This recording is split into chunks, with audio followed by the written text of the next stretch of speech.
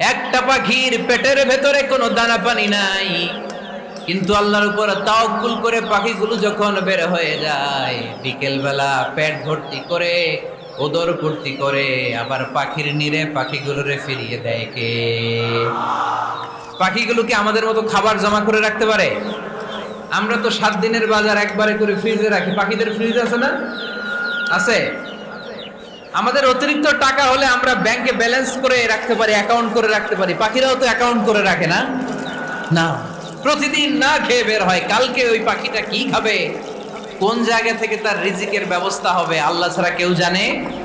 এটার নাম তাওয়াক্কুল। এটার নাম কি? আমাদের সাধ্যের, আমাদের ক্যাপাসিটি, আমাদের ক্যাপাবিলিটির সবটুকু করে আমরা তাওয়াক্কুল করি একজনের উপর। চিল্লায় বলেন, তিনি কে?